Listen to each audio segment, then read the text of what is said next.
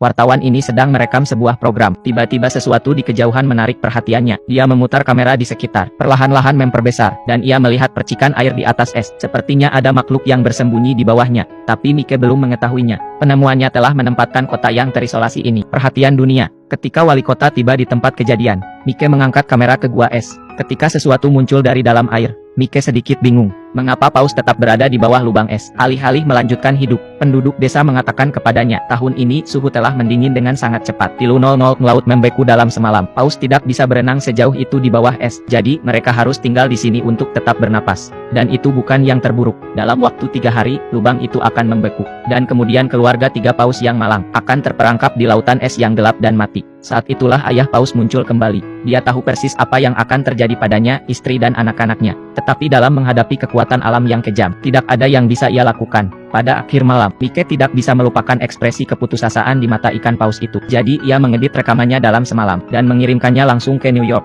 Hari berikutnya, paus itu ada di berita. Kisah ini segera menarik perhatian masyarakat. Tidak lama kemudian, media dikerumuni oleh para jurnalis. Mereka semua ingin menghasilkan uang dari ikan paus. Kamar hotel di kota naik dari genap 0 menjadi 500. Namun, antusiasme mereka tidak surut. Kota perbatasan yang tenang tiba-tiba menjadi hidup. Tetapi sang wali kota tampak sibuk. Paus mungkin telah menjadi berita. Tetapi mereka tidak keluar dari bahaya. Dan tidak semuanya buruk. Penduduk setempat memiliki tradisi membunuh paus. Penduduk desa sudah merencanakan bagian ikan mereka. Wali kota tidak ingin mengambil keuntungan dari ikan. Tetapi penduduk desa harus mencari nafkah. Tidak ada yang bisa dilakukannya. Segera setelah itu, sebuah konferensi pers diadakan di kota. Perwakilan masyarakat adat memperdebatkan kasus mereka. Menekankan bahwa perburuan paus adalah cara hidup mereka. Itu masuk akal dan legal. Ana dari masyarakat hewan tidak mau kalah, bahwa kapal pemecah es sedang dalam perjalanan. Paus-paus itu akan segera dikembalikan ke laut. Mereka berselisih paham. Untuk sementara waktu situasi terhenti. Tiba-tiba, semua orang di ruangan itu menoleh ke belakang. Wali kota berjalan ke pesta peluncuran. Apa yang terjadi selanjutnya? Apa yang terjadi selanjutnya di luar dugaan siapapun. Wali kota meyakinkan para delegasi dalam 5 menit. Mereka sepakat dalam keputusan mereka untuk membantu paus keluar dari perangkapnya. Sekarang Ana bingung.